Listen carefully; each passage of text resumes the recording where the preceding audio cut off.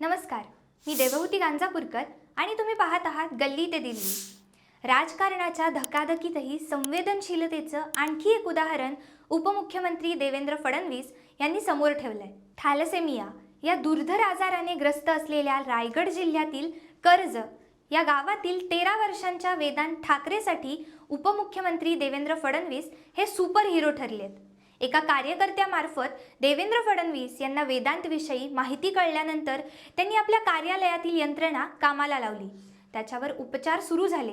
तो या आजारातून बरा झाल्यानंतर सागर या निवासस्थानी उपमुख्यमंत्र्यांच्या भेटीला पोहोचला। त्यांनीही अत्यंत मायेने त्यांची विचारपूस केली, उज्ज्वल भविष्यासाठी शुभेच्छा दिल्या। याविषयी देवेंद्र फडणवीस म्हणालेत, परिस्थितीवर मात करून खचून न जाता लढणारे फार कमी असतात, त्यापैकीच एक म्हणजे वेदांत ठाकरे। काही महिन्यांपूर्वी वेदांतच्या पालकांनी एका भाजप कार्यकर्त्यामार्फत मला संपर्क केला। वेदांतवर उद्भवलेली कठीण आणि गंभीर परिस्थिती त्यांनी मांडली। माझ्या कार्यालयाने प्रयत्न केले। वेदांतवर मुंबईत उपचार सुरू झाले।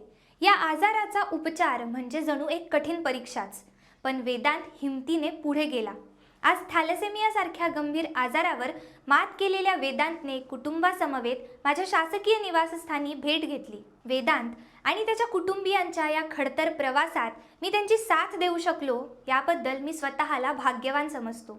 आज वेदांतला बरा होऊन त्याला प्रफुल्लित पाहून आनंद झाला। लोकसेवा आणि जनकल्याणाच्या क्षेत्रात असेच काही क्षण अधिक परिश्रम करण्यास ऊर्जा आणि प्रेरणा देऊन जातात।